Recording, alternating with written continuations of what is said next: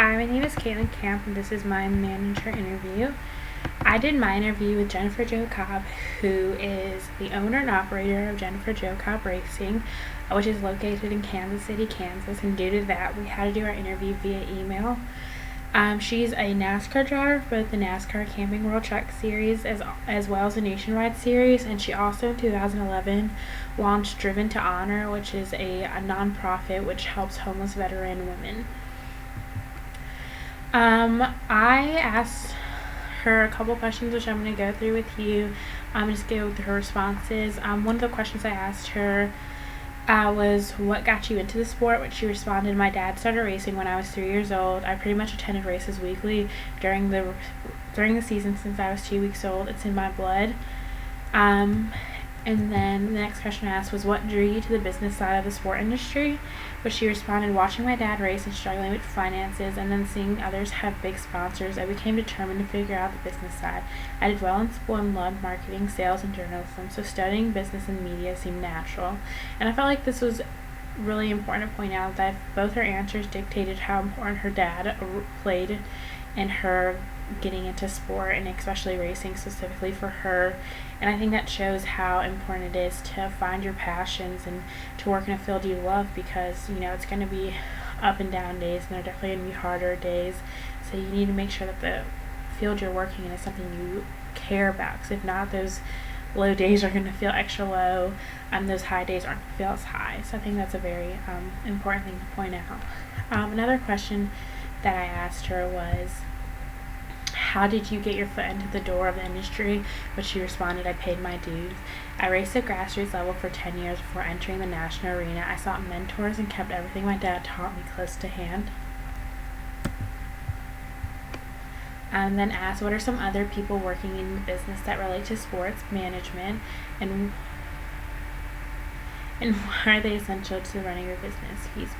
And she responded, Tracy Pasatino of Race for Girls, and with all the executives in NASCAR. They provide resources, media, and guidance that is essential for sponsors.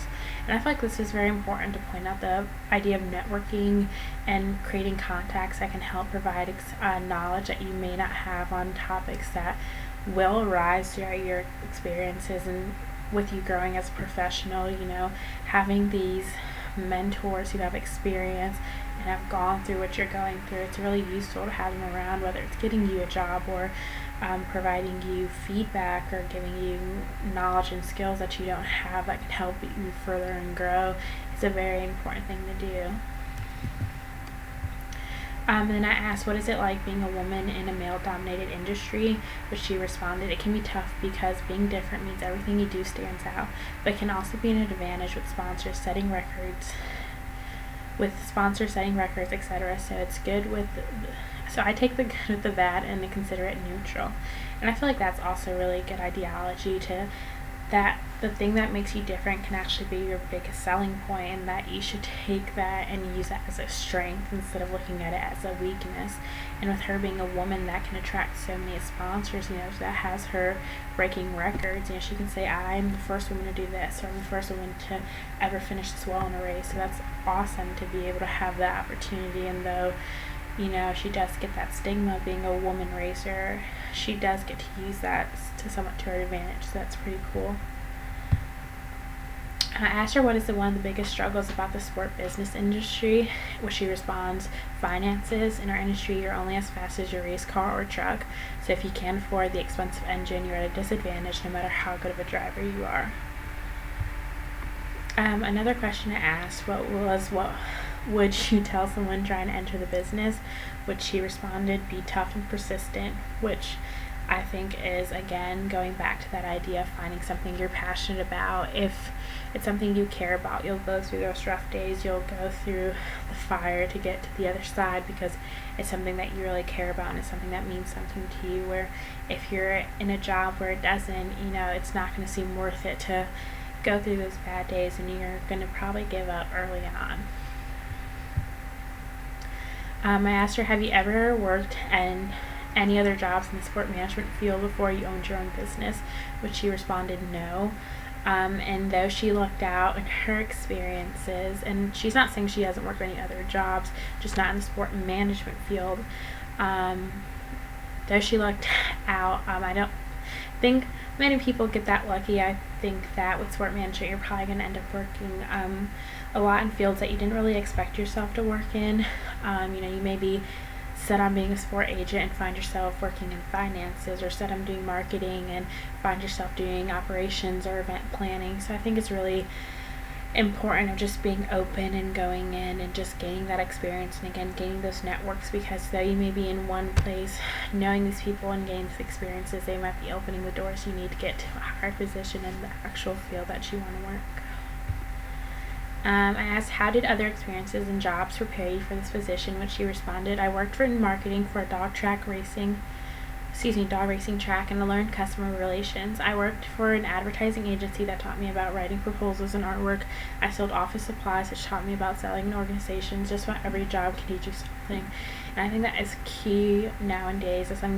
As going to graduate next semester, I really learned how important experiences are. Whether it's not your dream job, gaining that experience is you're learning skills, you're gaining valuable experience, you're gaining valuable knowledge that you can use in every experience as an experience, whether it's teaching you what not to do or teaching what you should do in certain circumstances, teaching you how events can go or can't go, or what can go wrong. It's always just any opportunity you have to get experience, I think, is a good one. And I think she points that out in talking about all the jobs that she has had. I asked her what are some positives of working in sport management, and she says if you love the sport, you get to work in a field that you love, and nothing is more rewarding than that. And she also pointed out that she loved to travel, and I think that's a good thing to say. When we talk about the passions, if you love sports and it's such an exciting and entertaining industry, if you love that, then why not work in it? It's so fun, it's so exciting, it's so much different than working a corporate job or a 9-to-5 job where you're sitting behind a desk every day. You're traveling, you're experiencing the world, you're experiencing high levels of competition, and that's a really exciting field to be in. So that's something you're passionate about. That's a really fun thing to consider, And asked what are some negatives about working in the sport management field, and she said it generally pays a lot less to comparable positions, but if you stay with it long enough, long term it can pay off. And I think, again, we keep going back to that passion. If you're working in a field you're not passionate, money may not seem worth it. So, you can keep working it. It may never pay off. You may never make big dollars working in sport, but if it's something you're really passionate about, that itself should pay. It pays itself. You're going to be happy when you go to work. You're going to get to meet people and see sport that makes you enjoy your job instead of going to a job that makes you miserable. So you have to decide if that payoff is worth it. And one of the last questions I asked her was, would you ever change what you do? And she responded, at this point, I can't think of why I would. Everyone has a passion, and as long as it's your passion, you should pursue it no matter what. But everyone is also capable of change. So if my passion ever changed, then yes, I'd pursue what I felt God was putting in my heart to do with my life.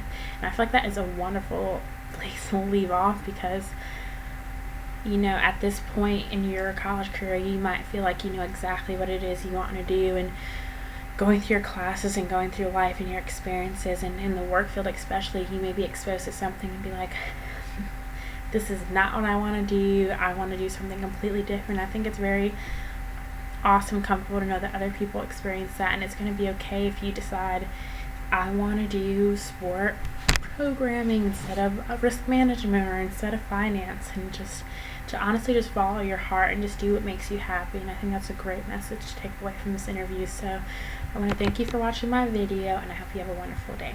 Thank you.